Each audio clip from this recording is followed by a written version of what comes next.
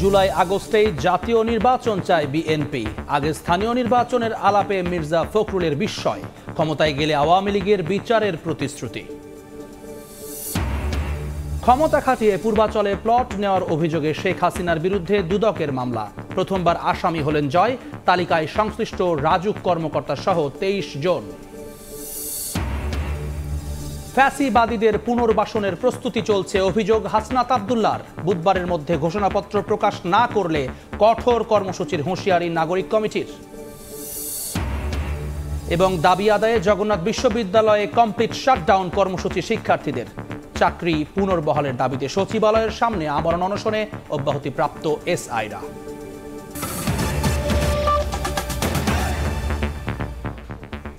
সময় সংবাদের সঙ্গে আছি আমি জুম্মান সাদিক জ্যাভলিন। আসছে জুলাই আগস্টেই জাতীয় নির্বাচন চায় বিএনপি। দলটির মহাসচিব বলেছেন, নির্বাচন যত দেরি হচ্ছে ততই রাজনৈতিক ও অর্থনৈতিক সংকট বাড়ছে। গুলশানে সংবাদ সম্মেলনে মির্জা ফখরুল ইসলাম আলমগীর বলেছেন, জাতীয় নির্বাচনের আগে কোনো স্থানীয় সরকার নির্বাচনের প্রশ্নই ওঠে না। বিএনপি জামায়াত ফ্যাসিবাদের সবচেয়ে বেশি নির্যাতনের শিকার জানিয়ে স্বৈরাচার আওয়ামী লীগের বিচার করা হবে বলেও জানান মির্জা ফখরুল।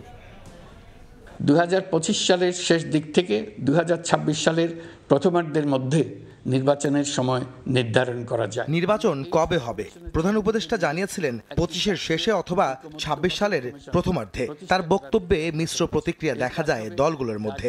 সংস্কার সংক্রান্ত এবার বিএনপি মহাসচিব বললেন, ভোট যত বিলম্ব হচ্ছে রাজনৈতিক ও অর্থনৈতিক সংকট ততই বাড়ছে। চলতি বছরের মাঝামাঝিতে নির্বাচন আয়োজনের আহ্বান তার। সোমবার রাতে স্থায়ী কমিটির বৈঠকের বিষয়বস্তু নিয়ে গুলশানে সংবাদ সম্মেলনে দলের অবস্থানের কথা জানান মির্জা ফখরুল ইসলাম আলমগীর।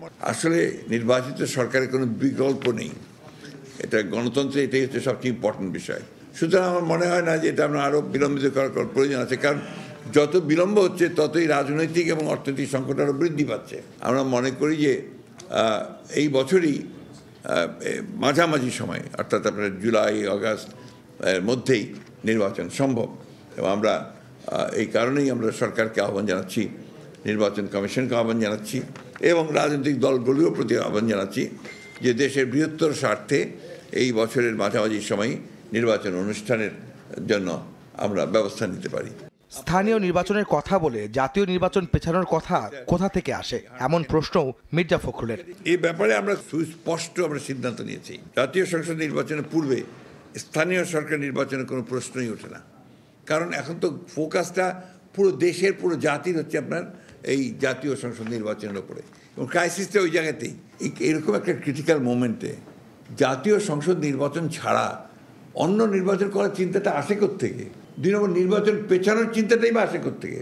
বিএনপি ও জামাতের আদর্শিক দূরত্ব থাকলেও নির্বাচন প্রসঙ্গে সবাই এক। এমনকি ফ্যাসিবাদের নির্যাতনে এই দুই দল সবচেয়ে বেশি ক্ষতিগ্রস্ত উল্লেখ করে স্বৈরাচারী আওয়ামী লীগের বিচার অবশ্যই হবে বলেও আশ্বস্ত করেন মির্জা ফখরুল। আমরা এবং জামাতে ইসলাম সবচেয়ে বেশি এফেক্টেড হয়েছি, আমাদের উপরে তো অত্যাচারটা সবচেয়ে বেশি হয়েছে। তা আমরা ফ্যাসিস্টদের বিচার করবো না তো কে বিচার করবে? আর যদি আমরা ক্ষমতায় আসি, কে করবে?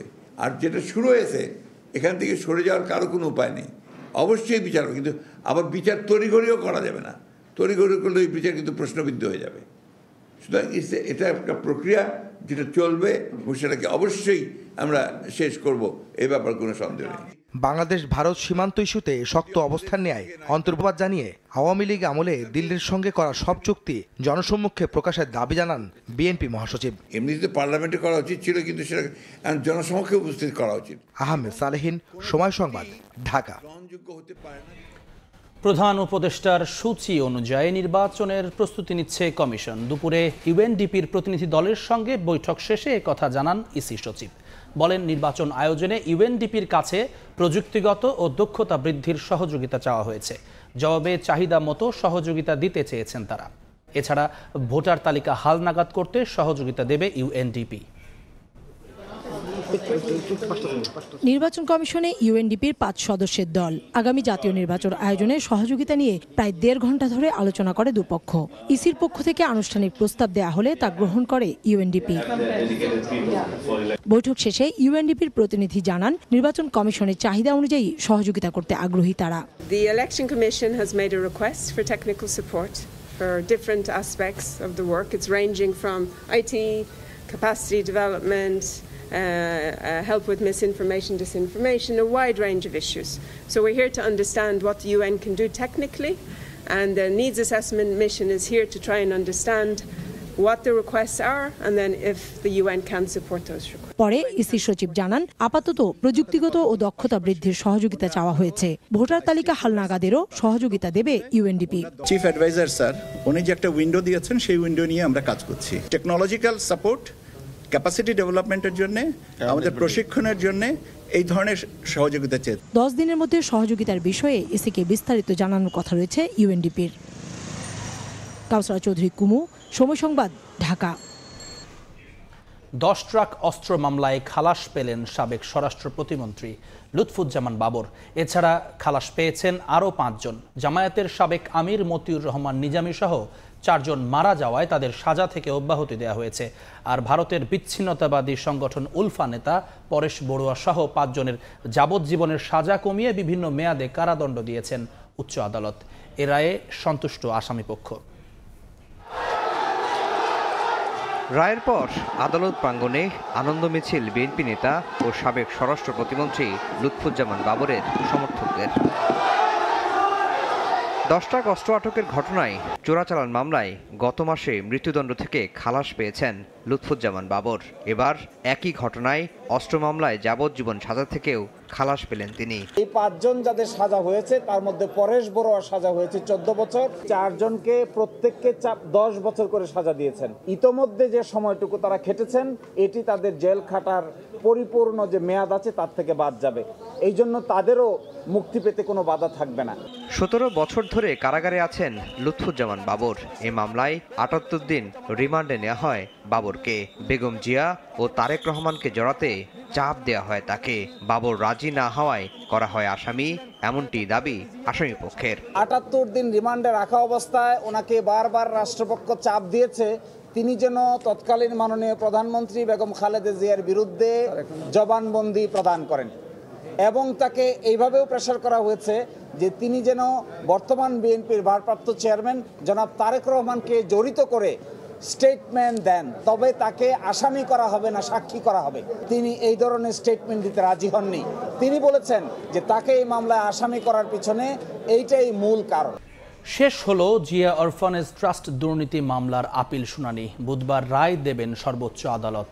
এ মামলার 10 বছরের সাজা হয় বিএনপি চেয়ারপারসন বেগম খালেদা জিয়া ও ভারপ্রাপ্ত চেয়ারম্যান তারেক রহমানের। রায়ে সব আসামির খালাসের প্রত্যাশা করছেন দলটির আইনজীবীরা। তারা বলছেন, জিয়া পরিবারকে হেনস্থা আর রাজনীতি থেকে দূরে রাখতেই বিচারের নামে প্রহসন করেছে আওয়ামী লীগ সরকার। জিয়া অরফানেজ ট্রাস্ট মামলায় সর্বোচ্চ আদালতে 4 দিন ধরে রুদ্ধশ্বাস শুনানি হয়। বেগম জিয়ার আইনজীবী, রাষ্ট্রপক্ষ, দুদক আইনজীবী যুক্তিতর্ক উপস্থাপন করেন। বিচারিক আদালত থেকে উচ্চ আদালত মামলার নানা অসঙ্গতি তুলে ধরেন আইনজীবীরা।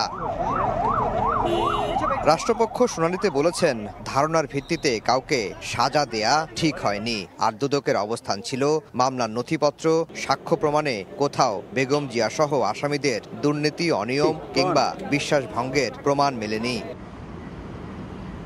মঙ্গলবার খালাস চেয়ে শুনানি করেন এ মামলার আরেক আসামি কাজী সলিমুল হকের আইনজীবী। এর মধ্য দিয়ে শেষ হয় জিয়া অরফানেজ ট্রাস্ট দুর্নীতি মামলার আপিল শুনানি। বুধবার এ বিষয়ে রায় দেবেন সর্বোচ্চ আদালত। বেগম জিয়ার আইনজীবীরা বলছেন, হেনস্থা আর রাজনীতি থেকে জিয়া পরিবারকে দূরে রাখতেই পরিকল্পিতভাবে করা হয় বিচারের নামে অবিচার। সবকিছুই করা হয়েছিল রাজনৈতিক উদ্দেশ্যে, বেগম খালেদা জিয়াকে নির্বাচনে না আনার জন্যে এবং ফ্যাসিস্ট রেজিমকে তাদের যে তৎকালীন সময়ের শাসন ব্যবস্থা সেই শাসনকে প্রলং করার জন্যই এই কাজটা করা হয়েছিল, আউট অফ পলিটিক্যাল স্কিম, স্যারের ভাষায় ব্লু প্রিন্টের অংশ হিসাবে। বুধবার এই মামলা থেকে সব আসামি খালাসের প্রত্যাশা দলটির আইনজীবীদের। আমরা বিগত 3 দিন বেগম খালেদা জিয়ার পক্ষে যে আর্গুমেন্টগুলো করেছি সবগুলো আর্গুমেন্ট লিগ্যাল আর্গুমেন্ট এবং তিনি সেগুলো অ্যাডপ্ট করেছেন। আমরা আশা করি এবং আগামীকালকে আল্লাহর রহমতে এই আদালত থেকে, দেশের সর্বোচ্চ আদালত থেকে আমরা ন্যায় বিচার পাব এবং তিনি সহ অন্যান্যরা খালাস। বিএনপি চেয়ারপারসন বেগম খালেদা জিয়ার স্বাস্থ্য পরীক্ষার সব রিপোর্ট পাওয়া যাবে শুক্রবারের মধ্যে। এরপর পর্যালোচনা করে চিকিৎসা পদ্ধতি চূড়ান্ত করবেন লন্ডন ক্লিনিকের চিকিৎসকরা। এ তথ্য জানিয়েছেন বিএনপি চেয়ারপারসনের ব্যক্তিগত চিকিৎসক ডক্টর AZM জাহিদ হোসেন। তিনি আরও জানান, সুস্থতার জন্য দেশবাসীর কাছে দোয়া চেয়েছেন বেগম জিয়া। লন্ডন থেকে বিস্তারিত শোয়েব কবিরের প্রতিবেদনে। যুক্তরাজ্যের হাসপাতালে চিকিৎসাধীন বিএনপি চেয়ারপারসন বেগম খালেদা জিয়ার পূর্ণাঙ্গ পরীক্ষা নিরীক্ষার রিপোর্ট সোমবার আসার কথা থাকলেও তা পিছিয়ে গেছে। পারিবারিক সান্নিধ্য ও হাসপাতালে চিকিৎসকদের নিবিড় পর্যবেক্ষণে রয়েছেন তিনি। চলছে ফিজিওথেরাপি। সোমবার হাসপাতালের সামনে গণমাধ্যম কর্মীদের এই তথ্য জানান খালেদা জিয়ার ব্যক্তিগত চিকিৎসক ডাক্তার AZM জাহিদ হোসেন। ওনার চিকিৎসার ব্যাপারে দেশবাসী যেমন উদ্বিগ্ন, ঠিক একইভাবে এখানকার চিকিৎসকরা অত্যন্ত নিষ্ঠার সঙ্গে হসপিটালের প্রত্যেকটা স্টাফ তারা কাজ করছে। তিনি আরো বলেন, বেগম জিয়ার পরবর্তী চিকিৎসা কতটুকু প্রয়োজন সেই বিষয়ে এখন আলোচনা চলছে। নিজের সুস্থতার জন্য দেশবাসীর কাছে দোয়া চেয়েছেন বিএনপি চেয়ারপারসন। উনি কিন্তু কখনোই নিজের শারীরিক অসুস্থতা মানুষকে প্রকাশ করেন নাই। আপনারা খেয়াল করে দেখবেন, ওনার উপর অনেক অত্যাচার নির্যাতন হয়েছে, কিন্তু উনি সবসময় মানুষের কথা বলেছেন। বেগম জিয়ার খবর নিতে যুক্তরাজ্য বিএনপির নেতা কর্মীদের পাশাপাশি হাসপাতালের সামনে ভিড় জমিয়েছেন প্রবাসী বাংলাদেশিরাও। বেগম খালেদা জিয়ার সুস্থতার জন্য দোয়া করবেন, এটাই আমাদের আহ্বান। 3 বারের সাবেক প্রধানমন্ত্রী খালেদা জিয়া দীর্ঘদিন ধরে liver cirrhosis, kidney, diabetes, arthritis সহ শারীরিক নানা অসুস্থতায় ভুগছেন। যুক্তরাজ্যের দি লন্ডন ক্লিনিকে বিএনপি চেয়ারপারসন ও সাবেক প্রধানমন্ত্রী বেগম খালেদা জিয়ার চিকিৎসা চলছে। চিকিৎসকরা বলছেন, আগামী শুক্রবারের মধ্যে সব পরীক্ষা নিরীক্ষার রিপোর্ট আসবে এবং এরপরেই সিদ্ধান্ত নেওয়া হবে তার পূর্ণাঙ্গ চিকিৎসার। শোয়েব কবির, সময় সংবাদ, লন্ডন। রাজনৈতিক দল হিসেবে বাংলাদেশ জামায়াতে ইসলামের বাতিল হওয়া নিবন্ধন ফিরে পেতে করা আপিলের পরবর্তী শুনানি মঙ্গলবার সকালে প্রধান বিচারপতি ডক্টর সৈয়দ রেফাত আহমেদের নেতৃত্বে 4 বিচারপতির আপিল বেঞ্চে হয়েছে এই শুনানি। এর আগে গত 3 ডিসেম্বর প্রথম দিনের মতো শুনানি হয়। শুনানিতে দলটির আইনজীবীরা বলেন, জামায়াতের নিবন্ধন বাতিলের রিট রাজনৈতিক উদ্দেশ্যে করা হয়েছিল। গত 22 অক্টোবর নিবন্ধন ফিরে পেতে খারিজ হওয়া আপিল পুনরুজ্জীবিত করার আদেশ দেন আপিল বিভাগ। এক রিট আবেদন নিষ্পত্তি করে 2013 সালের 1 আগস্ট জামায়াতের নিবন্ধন বাতিল ও অবৈধ ঘোষণা করে রায় দেন হাইকোর্ট। 2018 সালের 7 ডিসেম্বর দলটির নিবন্ধন বাতিল করে প্রজ্ঞাপন জারি করে নির্বাচন কমিশন।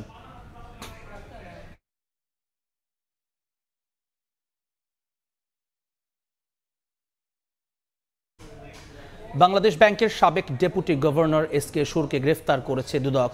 পরে তাকে কারাগারে পাঠিয়েছেন আদালত। বিকেলে রাজধানীর সেগুনবাগিচায় দুদক উপপরিচালক গোলাম মাওলার নেতৃত্বে একটি টিম অভিযান চালিয়ে তাকে গ্রেফতার করেন। পরে আদালতে নেওয়া হলে বিচারক কারাগারে পাঠানোর নির্দেশ দেন। সম্পদের বিবরণী নোটিশের জবাব না দেয়ায় গত 23 ডিসেম্বর সুর সহ পরিবারের বিরুদ্ধে নন সাবমিশন মামলা করে দুদক। PK হালদারের আর্থিক কেলেঙ্কারিতে নাম আসায় 2022 সালে SK সুরের বিরুদ্ধে অনুসন্ধান শুরু করে সংস্থাটি। ওই বছরের মার্চে তাকে তলব করা হয়।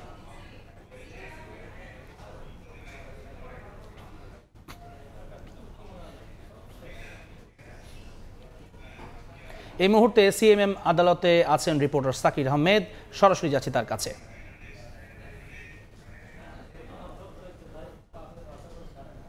সাবেক ডেপুটি গভর্নর SK সুর চৌধুরীকে দুদকের একটি মামলায় গ্রেপ্তারের পর কিন্তু আজকে তাকে আদালতে তোলা হয়। পরবর্তীতে আদালত তাকে সবশেষ কারাগারে পাঠানোর যে নির্দেশ সেটি দিয়েছে।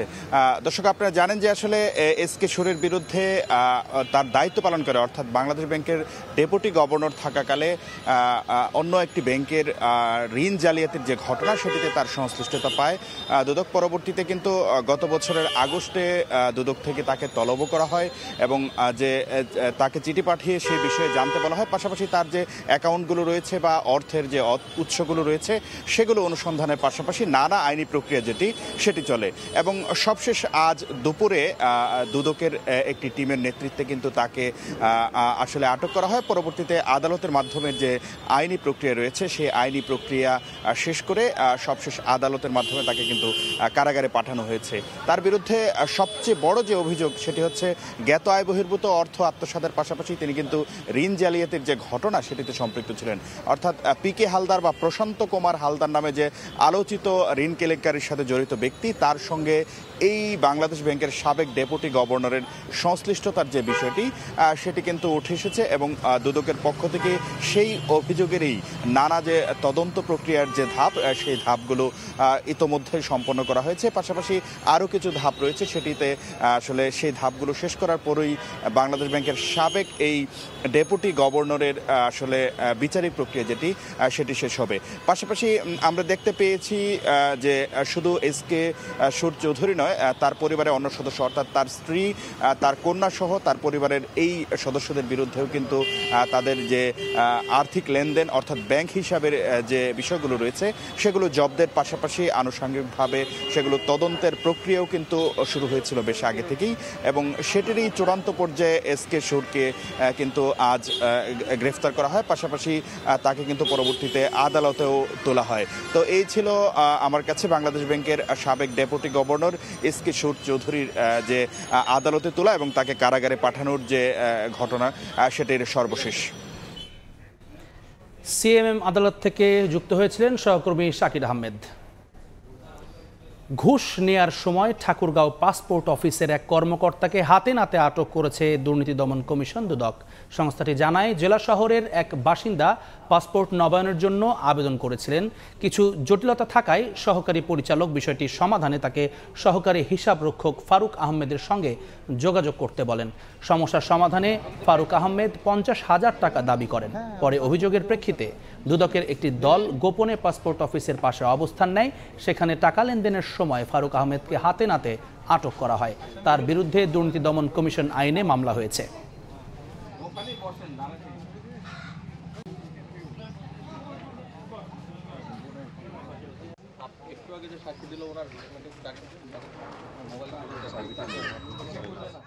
আশেপাশে এই এলাকায় ছদ্মবেশে অবস্থান গ্রহণ করি। তো আজকে উনি যে 50,000 টাকা দাবি কিন্তু সেটা প্রথম কিস্তি 20,000 টাকা নিতে এসেছিলেন এবং 20,000 টাকা সহ আমরা তাদেরকে হাতে নাতে গ্রেফতার করি। সীমান্ত পরিস্থিতি স্বাভাবিক জানিয়ে স্বরাষ্ট্র উপদেষ্টা মোহাম্মদ জাহাঙ্গীর আলম বলেছেন, ভারতের সঙ্গে সীমান্ত নিয়ে বাংলাদেশের কিছু অসম চুক্তি রয়েছে। দ্রুত বিজিবি ও বিএসএফ এর বৈঠকে এসব বিষয়ে আলোচনা করা হবে। দুপুরে ময়মনসিংহ সিটি কর্পোরেশনে এক মতবিনিময় সভায় তিনি কথা বলেন। এর আগে পুলিশ, র্যাব, বিজিবি ও আনসার সহ আইনশৃঙ্খলা বাহিনীর সঙ্গে বৈঠক করেন উপদেষ্টা। এছাড়া কারা অধিদপ্তর, ফায়ার সার্ভিস, পাসপোর্ট ও মাদকদ্রব্য নিয়ন্ত্রণ অধিদপ্তর সহ কৃষি মন্ত্রণালয়ের বিভিন্ন দপ্তরের কর্মকর্তাদের সঙ্গেও কথা বলেন তিনি।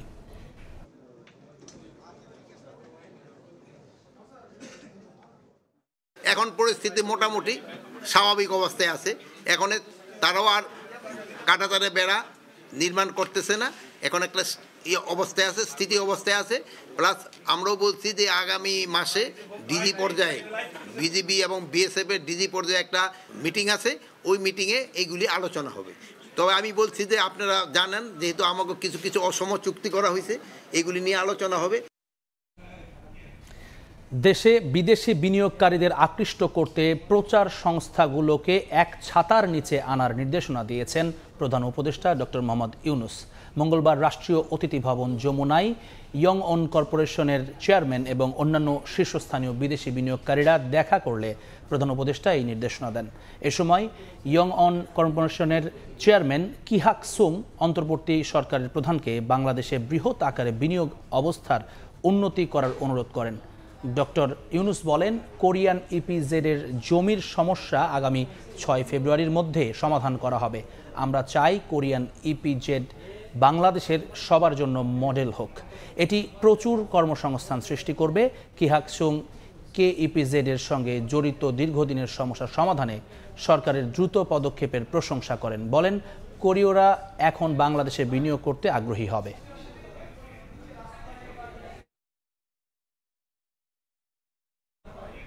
সময় সংবাদে আরও থাকছে। HMP ভাইরাস প্রতিরোধে তৎপর সব স্থলবন্দর। দেশে ঢোকার আগে যাত্রীদের স্বাস্থ্য পরীক্ষা। ভারতীয় ট্রাক চালকরা আওতায় না আসায় উদ্বেগ, নির্দেশনা মানার আহ্বান।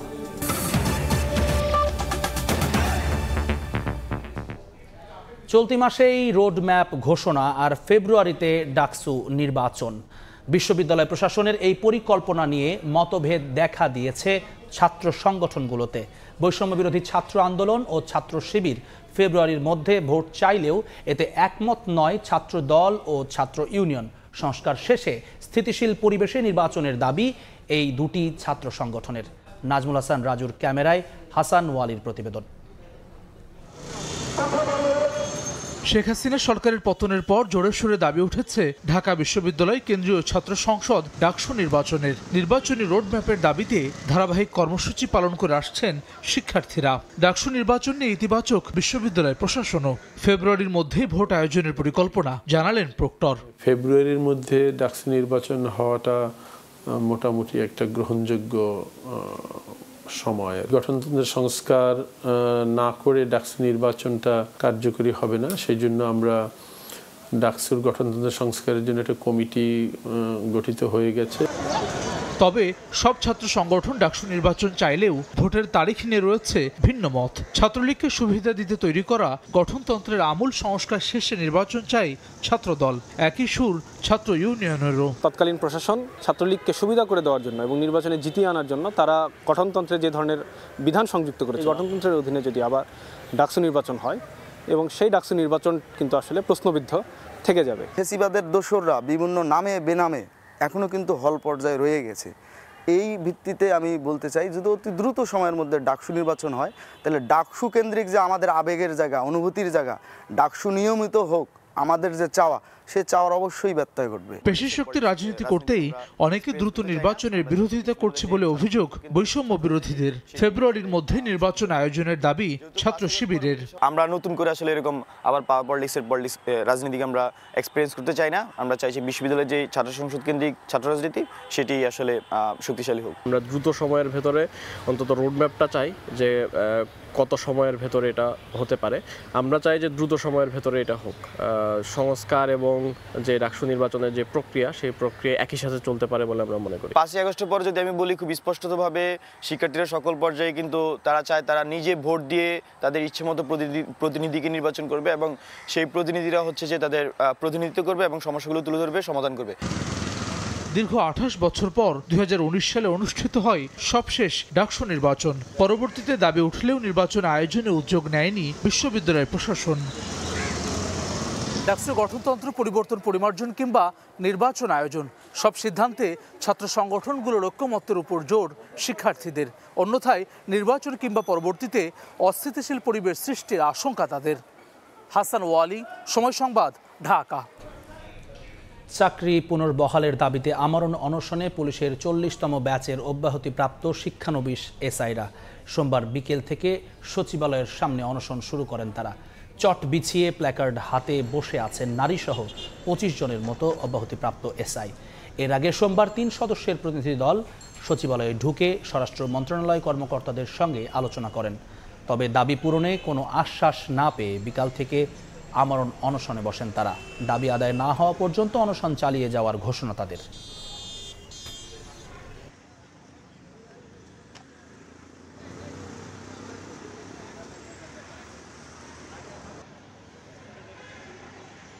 পরিশ্রম করার পর, কঠোর এই ট্রেনিং এর পরে সবাই মনে করে যে আমার কাঁধে র্যাঙ্ক ব্যাচ যেদিন উঠবে ওই দিন আমি সসম্মানে সাদার গেট থেকে পার হব।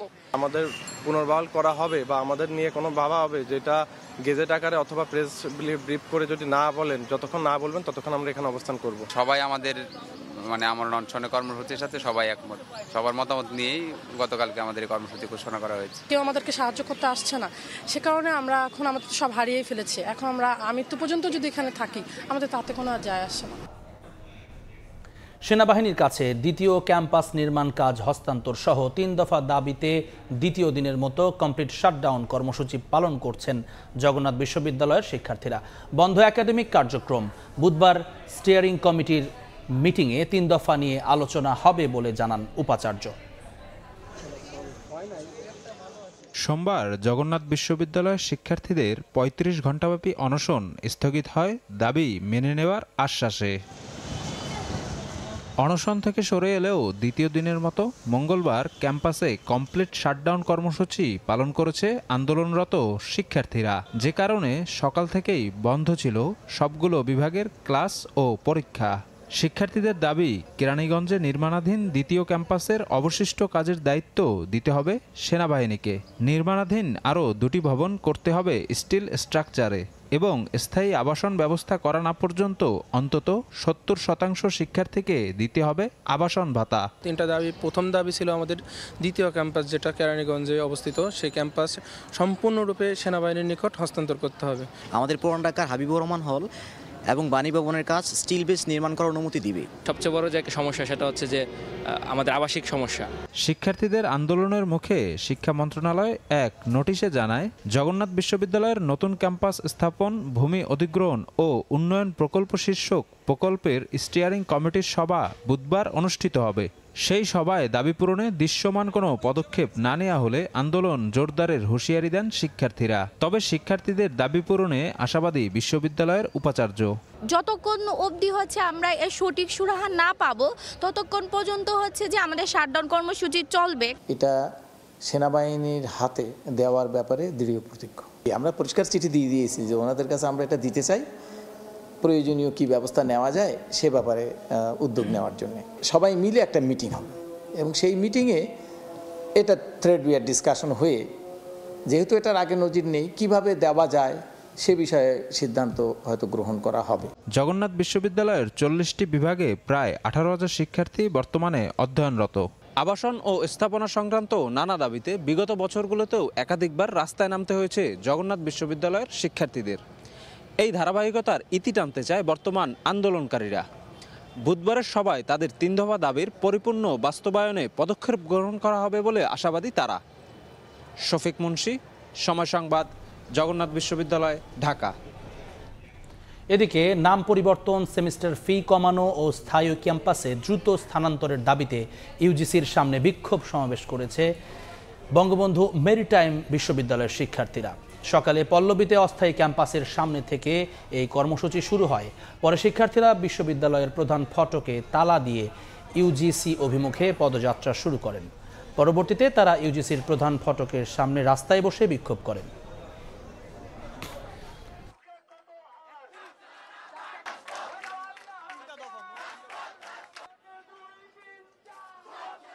দফায় দফায় আমাদের সাথে ভিসি এবং রেজিস্ট্রার স্তরে বৈঠক হয়েছে এবং আমরা কোনো আশানুরূপ ফল পাইনি এবং সেই পরিপ্রেক্ষিতে আমরা আজকে আমাদের ভার্সিটিতে অবস্থান কর্মসূচি করছি এবং আমরা ভার্সিটিতে প্রধান ফটকে তালা ঝুলানোর মাধ্যমে আমরা ইউজিসি অভিমুখে আমাদের লং মার্চ যাত্রা শুরু করব। ইউনিভার্সিটি আমাদেরকে প্রতিবাদে বলেছে তারা ইউজিসির কাছে বৈঠক করেছে, ইউজিসিকে চিঠি পাঠিয়েছে, কিন্তু এর কোনো কনক্রিটাইজেশন আমরা আজ পর্যন্ত দেখতে পারি নাই। 3 দফা দাবি আছে। প্রথমত আমাদের হচ্ছে ভার্সিটির নাম হচ্ছে বঙ্গবন্ধু মেরিটাইম ইউনিভার্সিটি। তো আমরা চাচ্ছি যে এটা বাংলাদেশ মেরিটাইম ইউনিভার্সিটি হোক। সেমিস্টার ফি কমিয়ে 4 থেকে 5,000 টাকায় আনতে ইউজিসি এর বাজেট আর মাত্র 1.5 কোটি টাকা বাড়াতে হবে। এই নিয়ে প্রশাসন আমাদের জানায় তারা ইউজিসি এর সাথে মিটিং করবে, কিন্তু ইউজিসি এর সাথে মিটিং এর পরেও আমরা কোনো দৃশ্যমান অগ্রগতি দেখতে পাইনি।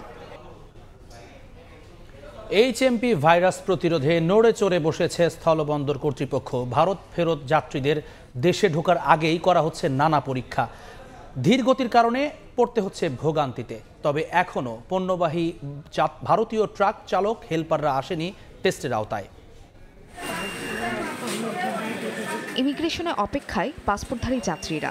এইচএমপি ভাইরাস রোধে ভারত থেকে আসা যাত্রীদের করা হচ্ছে পরীক্ষা নিরীক্ষা। গত 8 জানুয়ারি স্বাস্থ্য অধিদপ্তর থেকে মাস্ক পরা সহ 7টি নির্দেশনা সংক্রান্ত বিজ্ঞপ্তি পায় বন্দরের ইমিগ্রেশন পুলিশ। এরপর থেকে তোড়জোড় চলে স্বাস্থ্যবিধি নিশ্চিতে। ভারত থেকে দেশে ফেরা পাসপোর্ট যাত্রীদের জ্বর, সর্দি সহ অন্যান্য উপসর্গ আছে কিনা তা খতিয়ে দেখে দেওয়া হচ্ছে ছাড়পত্র। যদি কোনো যাত্রীর শরীরে ভাইরাসের কোনো উপসর্গ পাওয়া যায় সেক্ষেত্রে হাসপাতালের আইসোলেশনে পাঠানো হবে বলে জানিয়েছে মেডিকেল টিম বসিয়েছি।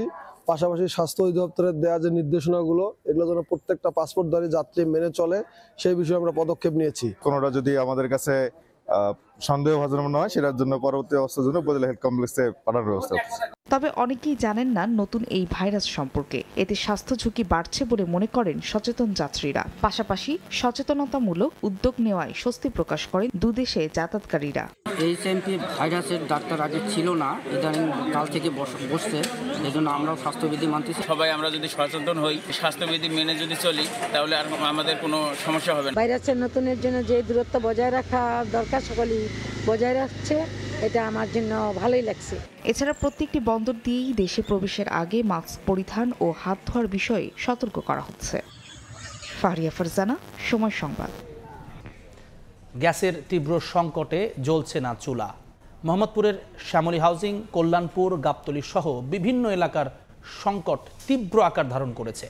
দিনের বেশিরভাগ সময় তো থাকেই না, এমনকি গভীর রাতে গ্যাস মিললেও থাকে ঘণ্টাখানেক। এদিকে সরবরাহ কম থাকায় এই পরিস্থিতি বলে জানিয়েছে তিতাস কর্তৃপক্ষ। মোহাম্মদপুরের বাসিন্দা শাহানা হাসান 2 ঘন্টা চেষ্টায় ভাত রান্না সারলেও আটকে আছে তরকারি রান্না, কারণ গ্যাস সংকট। গ্যাসের জন্য হাহাকার ঢাকার বেশিরভাগ এলাকায়। দিনের বেশিরভাগ সময়ে গ্যাস না থাকায় চরম ভোগান্তিতে সময় পার করছেন নগরবাসী। কখনো ভোরে আবার কখনো গভীর রাতে গ্যাস আসে, তাই স্থায়ী হয় ঘণ্টাখানেক। 2 ঘন্টা ধরে রান্না করলাম, এখন লাউ সিদ্ধ দিলাম, লাউ হচ্ছে না। এই সন্ধ্যার পরে রান্না করে রাখবো, তাও একই অবস্থা। ছুটির দিন একদম সারাদিনও থাকে না, এমনকি রাত পর্যন্ত গ্যাস থাকে না। অনেক কষ্ট এবং অনেক ঝামেলা পোহাতে হয় এই রান্না বান্না নিয়ে আমাদেরকে। ভোর পর্যন্ত থাকায় 7টা বাজে আর গ্যাসের চাপ কমে যায়, আর রান্না আর কোনো কিছু করতে পারি না। বাসিন্দারা বলছেন গ্যাস না থাকলেও সময় মতো গুনতে হয় বিল। আমরা সিলিন্ডার কিনছি 1600 টাকা সিলিন্ডার, গ্যাস বিলও দেওয়া লাগে, সিলিন্ডারের বিলও দেওয়া লাগে। বাচ্চারা নিয়ে স্কুলে যেতে হয়, বাচ্চাদের টিফিন বানাইতে পারি না। একটার দিকে গ্যাস আছে, ওরকম করে রান্না করে খাইলে আমরা সকালে কাজে যেতে পারি না। তিতাস গ্যাসের এমডি শাহনাজ পারভেজ জানান, সরবরাহ কমে যাওয়ায় দেখা দিয়েছে গ্যাসের সংকট। মহেশখালীর এলএনজি টার্মিনাল একটা বন্ধ, মানে টোটাল দেশের টোটাল সাপ্লাই থেকে 300 million cubic feet per day একদম কমে গিয়েছে। স্বাভাবিকভাবে টোটাল সাপ্লাই যদি কমে যায়, তো আমার অ্যালোকেশনও কমে যায়। পরশুদিন থেকে আবার এটা একটু স্বাভাবিক হবে। গ্যাস নিতে ফিলিং স্টেশনগুলোতেও দেখা গেছে গাড়ির দীর্ঘ সারি। ভুক্তভোগীরা জানান, ফিলিং স্টেশনে 2 থেকে 3 ঘন্টা অপেক্ষা করেও মিলছে না গ্যাস। উম্মেহানি, সময় সংবাদ, ঢাকা। বন্ধ কারখানা খুলে দেওয়ার দাবিতে নবীনগর চন্দ্রা মহাসড়কের 7 কিলোমিটার এলাকা জুড়ে মানববন্ধন কর্মসূচি করেছে গাজীপুরের বেক্সিমকো ইন্ডাস্ট্রিয়াল পার্কের কয়েক হাজার শ্রমিক। সকালে মহাসড়কের নবীনগর থেকে জিরানি পর্যন্ত এলাকা জুড়ে মানববন্ধনে অংশ নেন শ্রমিকরা। এ সময় প্রতিষ্ঠানটির প্রায় 14টি কারখানা খুলে দেয়া সহ বকেয়া বেতন পরিশোধ এবং বন্ধ হয়ে যাওয়া এলসি ব্যবস্থা চালুর দাবি জানান তারা। শ্রমিকরা জানান, বেতন না পেয়ে প্রায় 5 মাস ধরে দোকান ও বাসা ভাড়া বাকি পড়ায় তারা মানবেতর জীবনযাপন করছেন। বিভিন্ন জায়গায় যোগাযোগ করেও কোনো সুরাহা না হওয়ায় ক্ষোভ প্রকাশ করেন তারা। অবিলম্বে দাবি আদায় না হলে আরও কঠোর কর্মসূচির হুঁশিয়ারি দেন তারা।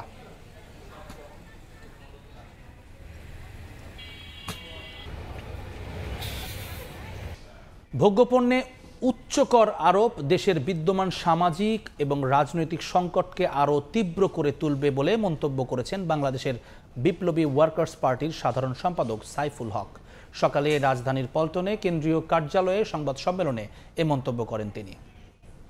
ডিরেক্ট 15% থেকে 30% কেন বাড়ালেন? এটাতে কতখানি গবেষণা করেছেন? আমরা তো এগুলোতে ষড়যন্ত্র দেখতে পাচ্ছি। আমার মনে হয় যারা এই কাজগুলো করেছে তারা ডক্টর ইউনূস স্যারকে বিপদে ফেলার জন্য, একটা বেকায়দায় ফেলার জন্য এই কাজটা করেছে। রাজস্ব ব্যয়ের যে 46,000 কোটি টাকা আয়ের ক্ষেত্রে যে ঘাটতি, সেটাকে মেটাবার জন্যই নাকি এ ধরনের এই উদ্যোগ। আমরা মনে করি এমনিতেই বাজারের আগুনে মানুষ পুড়ছে। কষ্টে থাকা মানুষের উপরে সরকারের এই সিদ্ধান্ত নতুন করে তাদের দুর্ভোগ এবং দুর্গতি, তাদের কষ্ট আরও অনেকখানি বাড়িয়ে তুলবে। অর্থনৈতিক উন্নয়নে বাংলাদেশের পাশে থাকতে চায় ইউরোপীয় ইউনিয়ন, তবে বাণিজ্যিক সুবিধা পেতে বাংলাদেশকে শ্রম আইন সংশোধন করার পরামর্শ দিচ্ছে জোটটি। এদিকে বিকেএমই এই বলছে, ইউরোপীয় ইউনিয়নের মতো পরামর্শই দিক না কেন, জিএসপির নতুন স্কিমের সেফগার্ড ধারা সংশোধন না করলে জোটটির বাজারে অগ্রাধিকারমূলক বাণিজ্য সুবিধা হারাবে বাংলাদেশের তৈরি পোশাক। সাইফুল ইসলামের রিপোর্ট। বাংলাদেশের সবচেয়ে বড় রপ্তানি গন্তব্য ইউরোপীয় ইউনিয়ন। ২৭ দেশের জোটভুক্ত বাজারে পণ্য রপ্তানি ক্ষেত্রে জিএসপির ইবিএ ক্যাটাগরির আওতায় শুল্কমুক্ত সুবিধা পায় বাংলাদেশ। কিন্তু ২০২৬ সালের নভেম্বরে স্বল্প উন্নত দেশ থেকে উন্নয়নশীল দেশের চূড়ান্ত স্বীকৃতি পেলে স্বয়ংক্রিয়ভাবে এই সুযোগ হারাবেন রপ্তানিকারকরা। যদিও বিশেষ বিবেচনায় আরও ৩ বছর বহাল থাকবে এই অগ্রাধিকারমূলক বাণিজ্য সুবিধা। এরপর জিএসপি প্লাস সুবিধা পাবেন তারা। যোগ বিয়োগের এমন সমীকরণের মধ্যেই সোমবার নারায়ণগঞ্জে পরিবেশ বান্ধব তৈরি পোশাক কারখানায় কর্মপরিবেশ পরিদর্শন করেন ইউরোপীয় ইউনিয়নের রাষ্ট্রদূত মাইকেল মিলার। এ সময় বাংলাদেশের উন্নয়ন অংশীদার হয়ে থাকার প্রতিশ্রুতি দিয়ে বিদ্যমান শ্রম আইনের সংশোধন করার পরামর্শ দেন তিনি। Stakeholders here in industry and the government of Bangladesh actually do a huge amount of work now, which starts with a comprehensive revision of the Bangladesh Labour Act, which we hope to see in the very near future, and we also encourage full transparency vis-à-vis the European Union in this regard. তবে NEET পোশাক রপ্তানিকারকদের শীর্ষ সংগঠন BKMEA বলছে শুধু বাংলাদেশের শ্রম আইন সংশোধন করলেই হবে না। ইউরোপীয় ইউনিয়নের নতুন জিএসপি স্কিমের সেফগার্ড ধারা সংশোধন না করলে কোনো রকম বাণিজ্য সুবিধা পাবে না বাংলাদেশ। আর্টিকেল 29 যেটার কারণে আমাদের বাংলাদেশের গার্মেন্টস এবং অ্যাপারেল সেক্টরটা আসলে আমাদের জিএসপি প্লাসের আওতাভুক্ত হতে পারবে না, এটা আওতার বাইরে থাকবে যদি তারা কারেকশন না করে। এমন আশঙ্কার প্রেক্ষাপটে স্বল্প উন্নত দেশ থেকে উত্তরণে আরও অন্তত 5 বছর সময় চায় সংগঠনটি। আমরা এই মুহূর্তে পজিশনে নেই যে আমরা 26 সালে গ্রাজুয়েশনে যাব, এটাও তাকে ইনফর্ম করা হয়েছে। এই ক্ষেত্রে বাংলাদেশ সরকার যদি এটাকে স্থগিত করে বা এক্সটেনশনের দেয়, সেই ক্ষেত্রে তাদের সহযোগিতা আমরা চেয়েছি। যদিও সময় ক্ষেপণের পক্ষে নয় অর্থনীতিবিদরা। বাংলাদেশে এই মুহূর্তে যে সমস্ত চ্যালেঞ্জের কথা বলা হয় এবং সেটাকে আমি মনে করি না যে এলডিসি উৎক্রমণের সমস্যা, এটা বাংলাদেশের উন্নয়নের সমস্যা। উন্নয়নের সাধারণ সমস্যাকেই আমরা উৎক্রমণের সমস্যা হিসেবে দেখি। জিএসপি সুবিধা হারালে পোশাক রপ্তানিতে রাতারাতি 12% শুল্ক আরোপ হবে ইউরোপীয় ইউনিয়নের বাজারে। সাইফুল ইসলাম, সময় সংবাদ, ঢাকা। গাজীপুরের ঐতিহ্যবাহী মাছের মেলা পরিচিত জামাই মেলা নামে সহস্রাধিক দোকানে বিশাল আকারের মাছের পসরা সাজিয়ে বসেছেন বিক্রেতারা। কে কার আগে বড় মাছ কিনবেন, নিয়ে যাবেন শ্বশুরবাড়ি, সেই প্রতিযোগিতা জামাইদের। মেলা ঘিরে এলাকায় উৎসবের আমেজ। থরে থরে সাজানো এক একটি বিশাল ওজনের মাছ, যার কোনোটা 10,000 আবার কোনোটার দাম হাঁকা হচ্ছে লাখ টাকার উপরে। গাজীপুরের কালীগঞ্জ উপজেলার বিনিরাইলে প্রতি বছর মাঘের প্রথম দিন বসে ঐতিহ্যবাহী মাছের মেলা, দেশ জুড়ে পরিচিত জামাই মেলা নামে। মূল আকর্ষণ জামাইদের বড় মাছ কেনার প্রতিযোগিতা। সেই মাছ কিনে নিয়ে যান শ্বশুর বাড়িতে। নামে জামাই মেলা হলেও মূলত এখানে বিক্রি হয় ছোট বড় দেশি বিদেশি সামুদ্রিক নানা জাতের মাছ। মেলা উপলক্ষে মঙ্গলবার সকাল থেকেই সহস্রাধিক দোকানে মাছের পসরা সাজিয়ে বসেছেন মাছ বিক্রেতারা। চট্টগ্রাম, কিশোরগঞ্জ সহ বিভিন্ন স্থান থেকে এসেছেন ব্যবসায়ীরা। সামুদ্রিক চিতল, বাঘাইর, আইর, বোয়াল, কালীবাউস, শাপলা মাছের পাশাপাশি স্থান পেয়েছে নানা রকমের দেশি মাছও। বড় আকারের মাছ ঘিরে জটলা বেশি ক্রেতাদের। জামাই শ্বশুরদের মধ্যেও হয় মাছ কেনার নীরব প্রতিযোগিতা। বড় লোকের বড় বেটা, বড় জামাই, তারা এখানে বড় বড় মাছ কিনে শ্বশুরবাড়িতে যায় শুনছি। সেই অনুযায়ী আমরা এই মেলাতে আসি এবং অনেক আনন্দ করি। ব্যবসা বড় কথা না, মানে একটা আনন্দ পাই এই মেলাতে মাছ নিয়ে আসলে, সেটা আমরা একটা উপলব্ধি করি সবাই। আইর মাছ, চিতল মাছ, তারপরে বাগার মাছ, বল মাছ, তারপরে পাঙ্গাস আছে, কাতল আছে, রুই মাছ আছে, তারপর মহাশৈল আছে, ব্রিগেড আছে। চিতল, কাতল, বোয়াল সহ অসংখ্য দেশি মাছ, স্থানীয় দেশি যে মাছগুলো আছে এগুলো সবই এই মেলায় আসছে। এবার মেলাকে ঘিরে এলাকায় উৎসবের আমেজ। মাছ ছাড়াও বসেছে হরেক রকম পণ্যের পসরা। এই এলাকায় বিয়ে করার পর থেকে এ পর্যন্ত মেলায় যতদিন প্রায় 3-4 বছর ধরে আসা হয়, এর আগে আসা হয়নি। মেলাটা প্রায় 200 থেকে 250 বছর পুরানো। প্রতি বছর পৌষ মাসের শেষ দিনে এই মেলাটা হয়। আয়োজকরা বলছেন প্রতি বছর মেলায় অন্তত 2 কোটি টাকারও বেশি মাছ বেচাকেনা হয়। মেহেদী হাসান, সময় সংবাদ, গাজীপুর। খেলার খবর। লিটন, সাকিব, তামিমের মতো ক্রিকেটার দলে না থাকায় চ্যাম্পিয়ন্স ট্রফিতে অভিজ্ঞতার অভাবে ভুগবে বাংলাদেশ। এশিয়ার মাটিতে আসর আর তরুণ ক্রিকেটাররা যেভাবে পারফর্ম করছেন তাতে টাইগাররা চমকে দিতে পারেন আসন্ন মেগা ইভেন্টে। সময় সংবাদে এমনটা জানিয়েছেন আন্তর্জাতিক ধারাভাষ্যকার ড্যানি মরিসন। বিপিএলে লিটন দাসের সেঞ্চুরি দেখে মুগ্ধ কিউই ধারাভাষ্যকার। চ্যাম্পিয়ন্স ট্রফির দলে না থাকায় আক্ষেপও প্রকাশ করলেন। জানিয়েছেন আসরে তার সেমিফাইনালিস্ট দলের নাম সিলেট থেকে তারেক হাসান শিমুলের রিপোর্ট।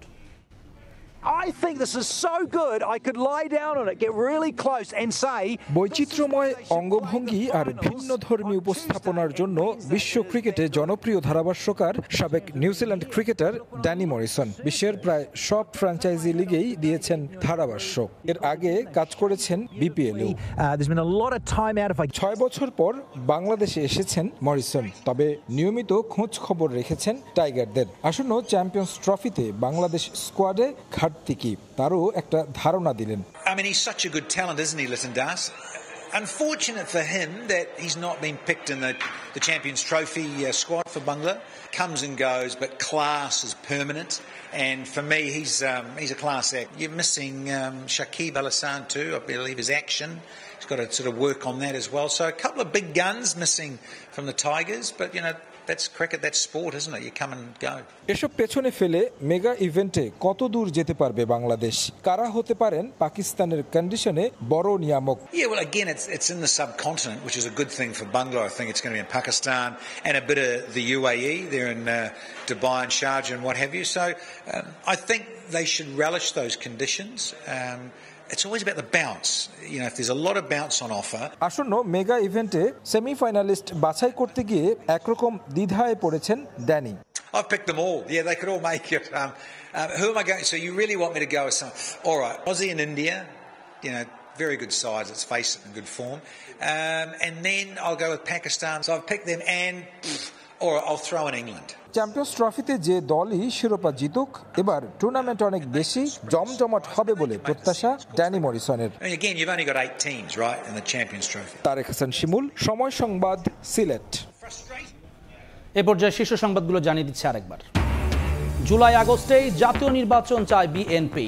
আগে স্থানীয় নির্বাচনের আলাপে মির্জা ফখরুলের বিস্ময়, ক্ষমতায় গেলে আওয়ামী লীগের বিচারের প্রতিশ্রুতি। ফ্যাসিবাদীদের পুনর্বাসনের প্রস্তুতি চলছে, অভিযোগ হাসনাত আব্দুল্লাহর। বুধবারের মধ্যে ঘোষণাপত্র প্রকাশ না করলে কঠোর কর্মসূচির হুঁশিয়ারি নাগরিক কমিটির। এই ছিল সময় সংবাদে, সঙ্গে থাকুন সময়।